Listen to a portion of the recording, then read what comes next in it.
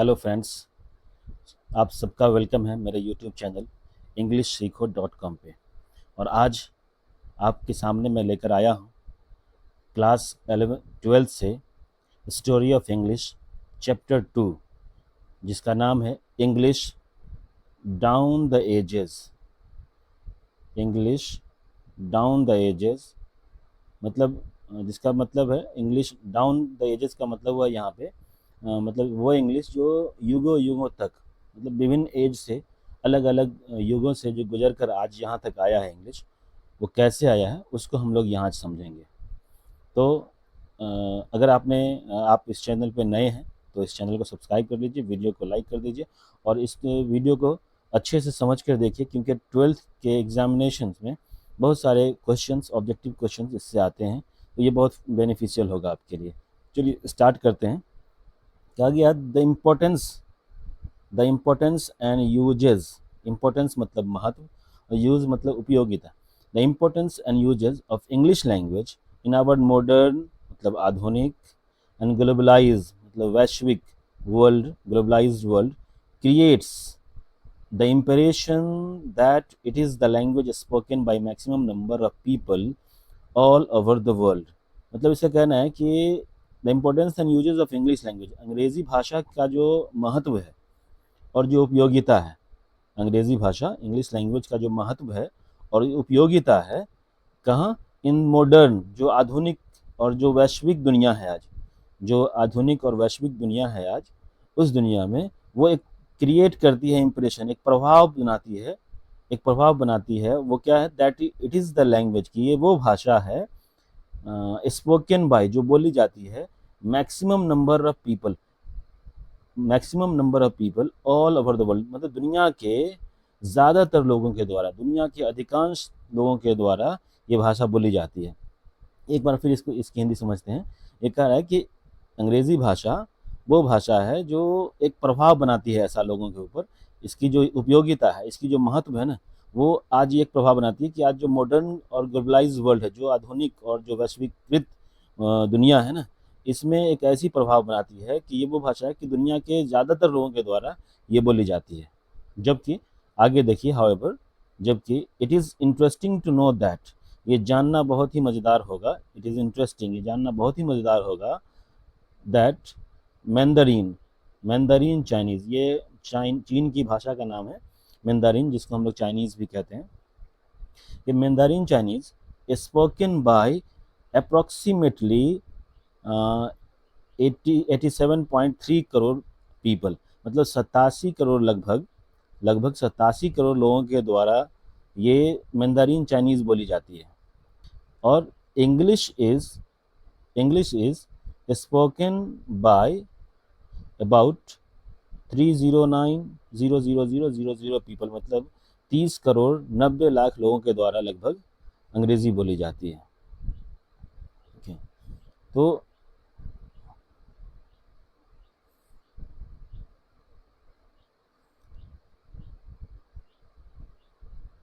30 करोड़ 90 लाख लोगों के द्वारा लगभग अंग्रेज़ी बोली जाती है। तो एक तरफ दुनिया क्या समझती है कि सबसे ज़्यादा जो लोग हैं दुनिया में वो अंग्रेज़ी बोलते हैं, लेकिन मैंdarin चाइनीज़ वो भाषा है जिसको 87 करोड़ लोग बोलते हैं और इंग्लिश 30 करोड़ 90 लाख लोग बोलते हैं। अब ये जो आंकड़ा है, ये आंकड़ा जब ये बुक छपी थी, ये 2017-18 के आसपास का ये आंकड़ा होगा, ठीक है। Though it is a language which has its presence in all parts of the world. लेकिन क्या है कि यद्यपि ये जो भाषा है, अंग्रेज़ी भाषा है, जो अंग्रेज़ी भाषा है ना, विच हैज़ इट्स प्रेजेंस, इसने अपनी उपस्थिति दर्ज की है, ये अंग्रेज़ी भाषा अपनी उपस्थिति दर्ज की है इन all parts of the world, दुनिया के सारे हिस्से में, दुनिया के हर एक क्षेत्र में इंग्लिश भाषा ने अपनी उपस्थिति हासिल दर्ज की है। And it's power is felt in the world over, और पूरी दुनिया पर इसकी जो ताकत है, इसकी जो शक्ति है अंग्रेज़ी भाषा की, वो महसूस की जाती है। ये कह रहा है कि दुनिया में सबसे ज़्यादा लोग बोलते हैं, अगर देखें आंकड़े के हिसाब से, तो चाइनीज़ भाषा को, लेकिन इंग्लिश एक ऐसी भाषा है जो दुनिया के पूरे हर एक क्षेत्र में, पूरी दुनिया के हर एक पार्ट में बोली जाती है। जो मैंdarin चाइनीज़ भाषा है, वो चीन में या चीन के आसपास के कुछ क्षेत्र में बोली जाती है, लेकिन इंग्लिश वो भाषा है जो दुनिया के हर क्षेत्र में बोली जाती है। Hindi is the third in term of the number of speakers in the world. और जहाँ तक हिंदी की बात है तो हिंदी बोली जाने वाली भाषाओं में जितने लोग बोलते हैं उसके अकॉर्डिंग तीसरे नंबर पे आती है। स्पीकर ये जो भाषा है हिंदी, ये तीसरे नंबर पे आती है। Another surprising fact is that, और जो सबसे सरप्राइजिंग फैक्ट है, जो आश्चर्यचकित करने वाली सच्चाई है ना, वो ये है, English is just about 1500 years old. कि अंग्रेज़ी भाषा जो है वो सिर्फ और सिर्फ 1500 साल पुरानी है। जो अंग्रेज़ी भाषा है वो सिर्फ और सिर्फ 1500 साल पुरानी है। एंड द लैंग्वेज और वो भाषा वी आर फैमिलियर विथ, जो वो भाषा, वो अंग्रेज़ी जिससे हम लोग परिचित हैं, जो आज हम लोग यूज़ कर रहे हैं ना, is less than 5 centuries old. वो तो सिर्फ 500 साल पुरानी ही है। मतलब जो अंग्रेज़ी भाषा बनी वो लगभग 1500 साल पहले, लेकिन जो भाषा आज हम लोग बोल रहे हैं मॉडर्न इंग्लिश, वो सिर्फ और सिर्फ 500 साल पुरानी है, 5 सेंचुरीज ओल्ड ही है वो। मोरेवर, फिर भी this language has given expression in world class literature. इसके बावजूद भी, ये जो 500 साल पुरानी ही भाषा है, लेकिन इसके बावजूद भी ये जो भाषा है ना, हैज़ गिवन एक्सप्रेशन, ये जो भाषा है ना, इसने अपना एक प्रभाव बनाया है, ठीक है, टू वर्ल्ड क्लास लिटरेचर। ये इसका जो है ना पूरे world class literature in all generous, ठीक है, Shakespeare's, Wordsworth, Milton, and many others are still considered the greatest master in their art and are relevant of their ideas and literary genius। अब यहाँ पे 3-4 राइटर्स का नाम दिया गया है, जिसमें विलियम शेक्सपियर है, विलियम वर्थवर्थ हैं, मिल्टन है, और कई अदर ऐसे जो हैं वो आज भी इंग्लिश की दुनिया में ये मास्टर ऑफ देयर आर्ट, मतलब उनकी जो रचनाएं हैं ना वो सबसे आगे मानी जाती है। ग्रेटेस्ट मास्टर वो आज भी माने जाते हैं, सबसे महान राइटर्स आज भी माने जाते हैं। हर तरह की लिटरेरी जीनियस जो भी उनके साहित्यिक दुनिया में उनका नाम आज भी वैसे ही जाना जाता है। The following facts will enable you to understand. नीचे कुछ जानकारी, नीचे कुछ पॉइंट्स दिए जा रहे हैं, कुछ फैक्ट्स दिए जा रहे हैं जो हम लोगों को इस योग्य बनाता है टू अंडरस्टैंड द रीजंस, कि हम लोग उस कारण को समझ सकें, विच हैव ट्रांसफॉर्म्ड, जिसने चेंज कर दिया। ट्रांसफॉर्म का मतलब बदलाव, चेंज लाना, जिसने चेंज कर दिया। द वंस हम्बल, वंस मतलब कभी, एक समय, हम्बल ईस्ट मिडलैंड डायलेक्ट बोलते हैं बोली को, जो ईस्ट मिडलैंड की जो बोली थी, ईस्ट मिडलैंड की कभी जो बोली हुआ करती थी, to a position of unparalleled greatness in our times. वो जो बोली थी ना, वो एक हमारे समय के, अभी का जो हमारा समय है, उस समय को एक बेमिसाल बोली में बदल दी है, उसको इस पोजीशन पर ला दिया कि एक बेमिसाल बोली वो बन गई है, अनपैरेलल्ड बोली बन गई है, उसमें ला दी है उसको। चलिए नीचे कुछ फैक्ट्स दिया गया है, जिस फैक्ट को हम लोग समझते हैं।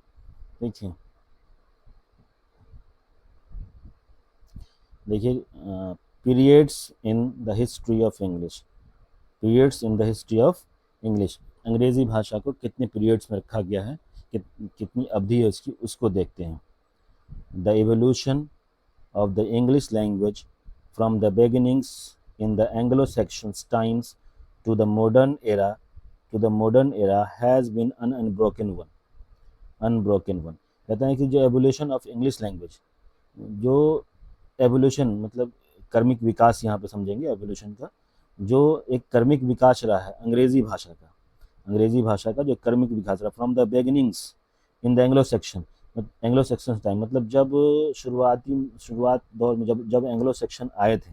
पिछले चैप्टर में हम लोगों ने पढ़ा था एंग्लो सेक्शन के बारे में, कि एंग्लो सेक्शन, वो एंगल्स, सेक्शंस और जोट्स 3 जर्मनी की जनजाति थी, जो आज इंग्लैंड है, वहाँ आक्रमण किए थे, तो उनके बोली से बनी थी इंग्लिश। तो वो जब एंग्लो सेक्शन जब आए थे, तब जो स्टार्ट हुई थी इंग्लिश भाषा, वहाँ से लेकर time to the modern era has been unbroken one. आज जो मॉडर्न इंग्लिश चल रही है, अभी जो मॉडर्न इंग्लिश चल रही है, यहाँ तक अनब्रोकन वन है, मतलब इसमें कभी कोई वो रुकावट, वो आज तक वो बिना रुके हुए बढ़ती आई है। अभी तक अंग्रेजी भाषा बिना रुके हुए ये बढ़ती आई है यहाँ तक। वी कैन डिस्टिंग्विश, हम लोग इसमें वी कैन, हम लोग डिस्टिंग्विश कर सकते हैं, फ़र्क कर सकते हैं, बांट सकते हैं इसे थ्री मेन पीरियड्स, तीन मेन पीरियड में इंग्लिश भाषा को हम लोग थ्री मेन पीरियड्स में बांट सकते हैं। In the history and growth of the language in the following manners, वो इसके इतिहास के अकॉर्डिंग, इंग्लिश की जो इतिहास है, हिस्ट्री है, और इसकी जो ग्रोथ हुई है उसके अकॉर्डिंग, उसके तरीके से हम लोग इसको तीन पीरियड में बांट सकते हैं। तीन पीरियड जो है वो कुछ इस प्रकार हैं, देखिए। पहला है ओल्ड इंग्लिश, जिसको शॉर्ट में ओई कहते हैं, और इसको बांटा गया, इसकी जो अवधि है वो है AD 449 टू AD 1066। AD का मतलब होता है एनो डोमिनी, जिसको ईस्वी कहते हैं। तो 449 ईस्वी से लेकर 1066 ईस्वी तक की जो अवधि है, जो पीरियड है, उसको ओल्ड इंग्लिश पीरियड कहा जाता है। और जो सेकेंड पीरियड है वो है मिडिल इंग्लिश। मिडिल इंग्लिश, जिसको एमी कहते हैं, ये 1150 ईस्वी से लेकर 1500 ईस्वी तक की जो अवधि है, इसको मिडिल इंग्लिश पीरियड में रखा गया। और जो लास्ट पीरियड है, तीसरा पीरियड, वो है मॉडर्न इंग्लिश पीरियड। ये 1500 ईस्वी से लेकर अभी तक की जो इंग्लिश है, इसको मॉडर्न इंग्लिश कहा गया।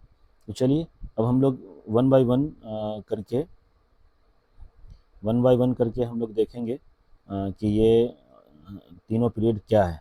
सबसे पहले हम लोग आते हैं ओल्ड इंग्लिश पे। ओल्ड इंग्लिश, जिसकी अवधि है 449 से लेकर 1066 ईस्वी तक। Throughout this period English continued to be the language of everyday speech. Throughout का मतलब होता है लगातार।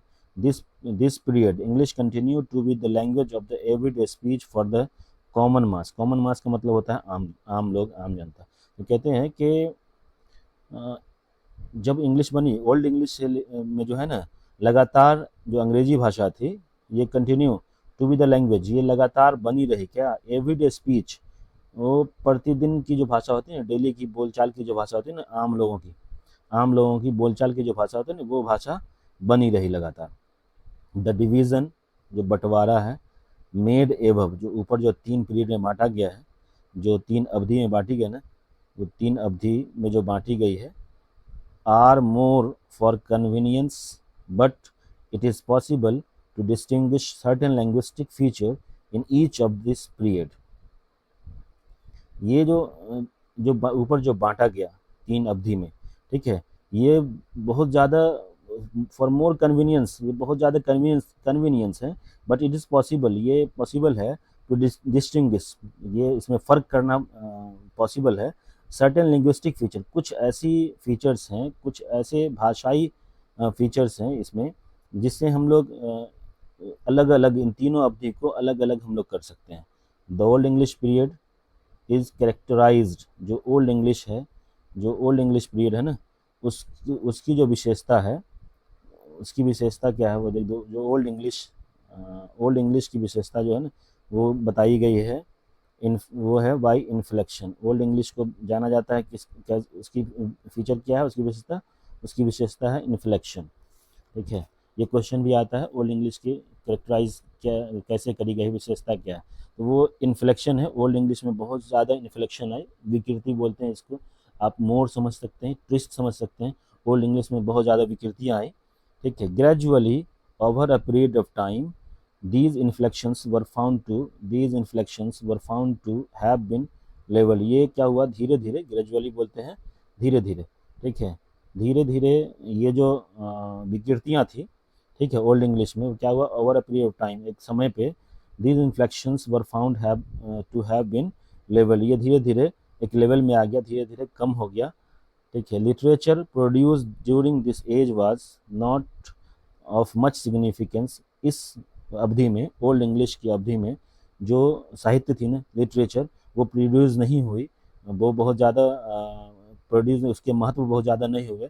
क्यों नहीं हुए? क्योंकि as court patronage was lacking, क्योंकि उसको ना पहले जो कोर्ट चला गया, दरबार चला करता था, दरबार से ना दरबार में उसकी कमी रही, दरबार से उसको सपोर्ट नहीं मिला, मदद नहीं मिली। And the age came to be known as the dark age, और यही वजह है कि ओल्ड इंग्लिश पीरियड को डार्क एज भी कहा जाता है। ठीक है, अगला पॉइंट है मिडिल इंग्लिश, जो इंग्लिश की दूसरी अवधि है मिडिल इंग्लिश, जिसकी अवधि जो है वो 1150 से 1500 ईस्वी तक की अवधि है। तो फ्रॉम 1150 ऑनवर्ड, मतलब 1150 से लेकर English began to emerge as a language of literature. English ना उदय हुआ 1150 के बाद, इंग्लिश भाषा अंग्रेज़ी भाषा का उदय हुआ, इमर्ज होना, उदय हुआ लैंग्वेज ऑफ लिटरेचर, साहित्य की भाषा के रूप में, साहित्य की भाषा के रूप में इसका उदय हुआ।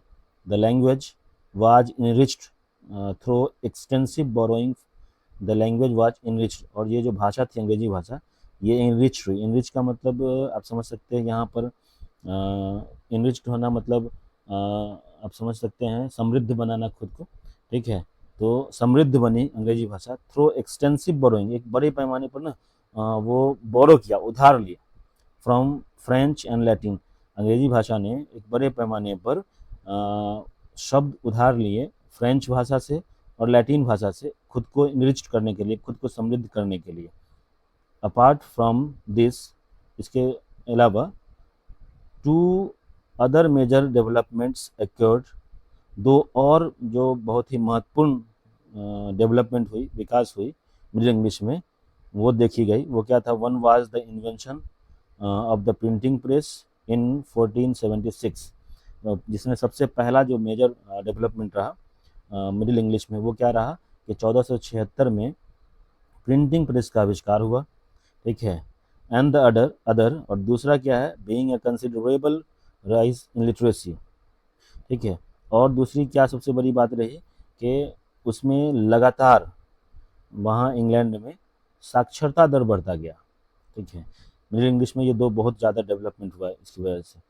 The great vowel shift took place during this time, और मिडिल इंग्लिश में ही great vowel shift took place, great vowel shift की जो घटना हुई वो मिडिल इंग्लिश में हुई। ये भी क्वेश्चन पूछता है ग्रेट वोवेल शिफ्ट किस अवधि में हुई थी, तो ग्रेट वोवेल शिफ्ट की जो घटना हुई वो भी मिडिल इंग्लिश में ही हुई थी।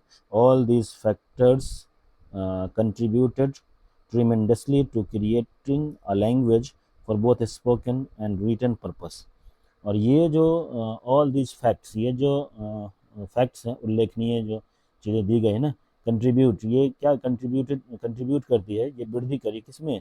ट्रेमेंडसली, मतलब अद्भुत रूप से, ट्रेमेंडसली अद्भुत रूप से ये वृद्धि हुई टू क्रिएटिंग अ लैंग्वेज, इस भाषा को बनाने में, for both spoken and written purpose, मतलब बोलने के लिए और लिखने के पर्पस में, बोलने के पर्पस में और लिखने के पर्पस में ने भाषा जो बनी अद्भुत रूप से, उसमें ये बहुत काम आया।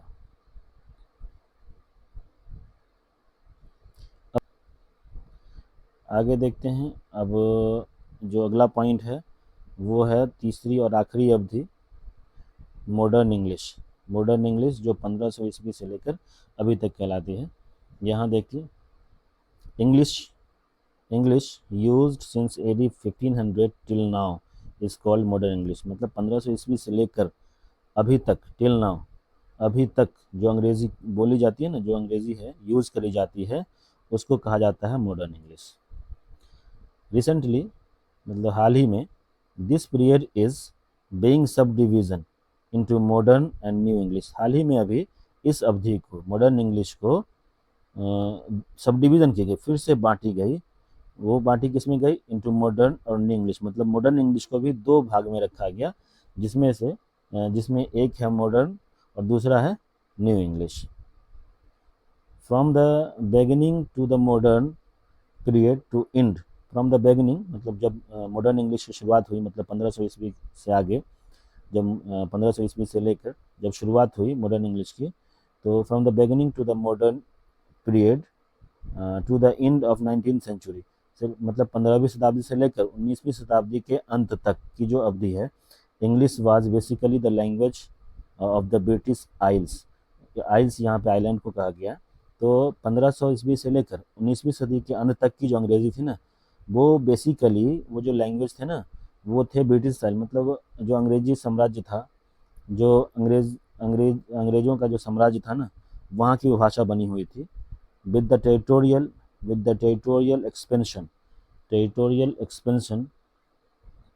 of the British Empire together with the growth of science, industry, politics, and literature, the English language enriched itself by successfully during to its vocabulary and the flavor of the countries the British had colonized.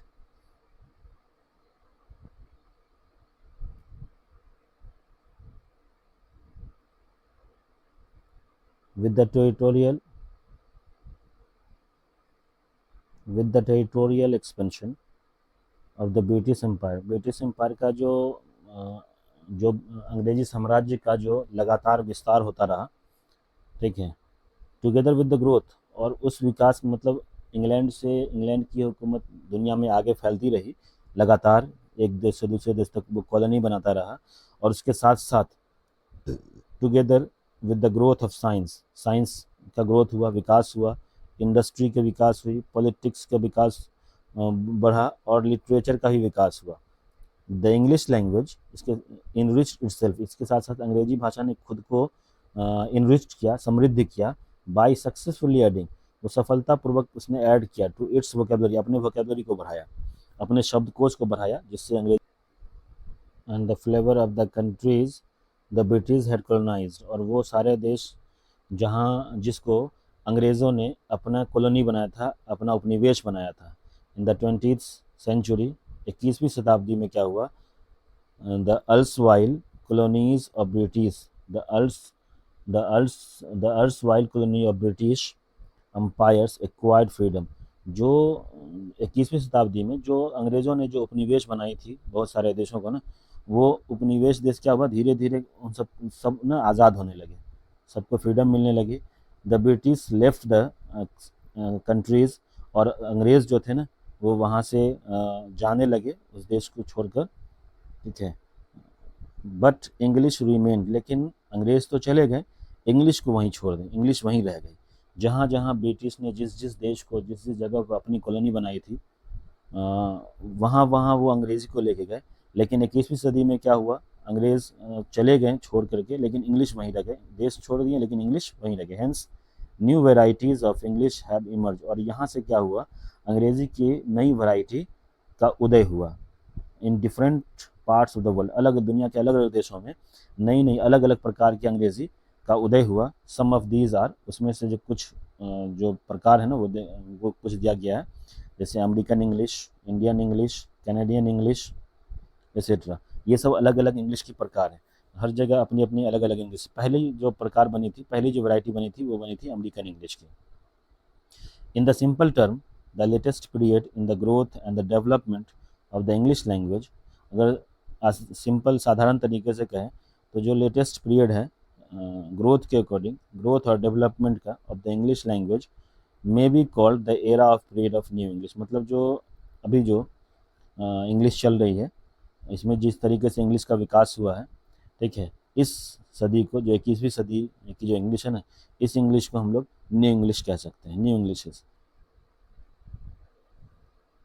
This new terminology is enough, ये जो नई terminology जो है, ठीक है, ये enough है, ये काफ़ी है, ठीक है, ये काफ़ी है टू इंडिकेट, बतलाने के लिए, हाउ द लैंग्वेज मैनिफेस्ट, की जो भाषा है ना कैसे मैनिफेस्ट करती है, कैसे प्रकट करती है, इटसेल्फ, अपने आप को कैसे दिखलाती है, एंड मोल्ड्स, कैसे ढाली है, मोल्ड का मतलब ढालना किसी चीज़, to serve the basic purpose, मतलब लोगों का जो बेसिक पर्पस है, जो सामान्य जो यूज़ है, उसमें इंसान के लिए कैसे ये खुद को इंग्लिश ने मोल्ड किया है, कैसे ढाला है।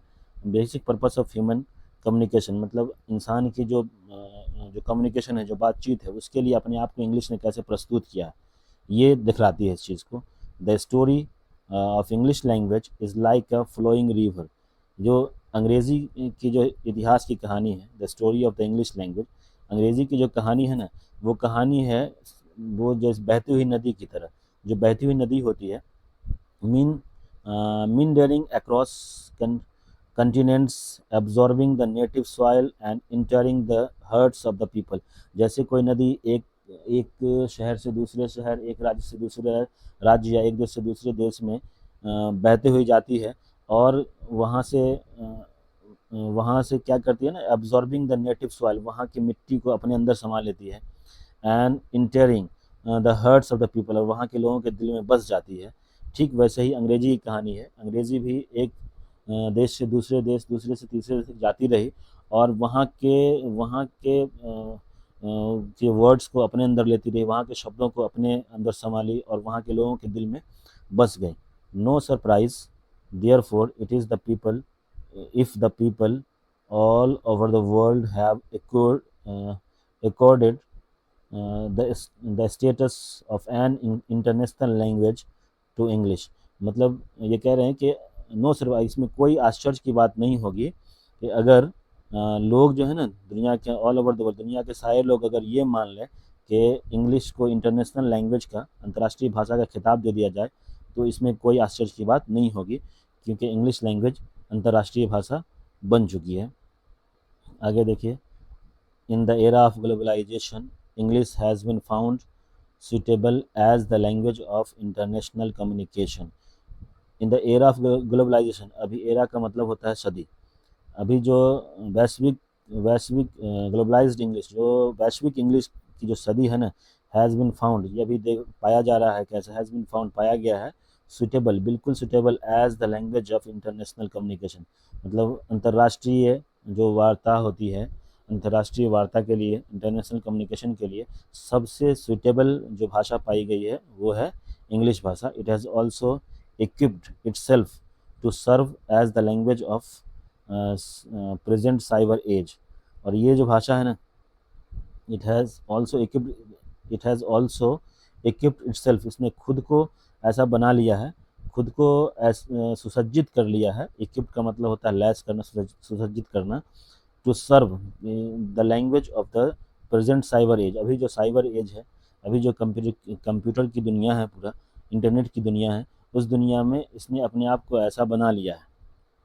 The next few pages will be discuss the characteristics of English language which have contributed to its growth and development।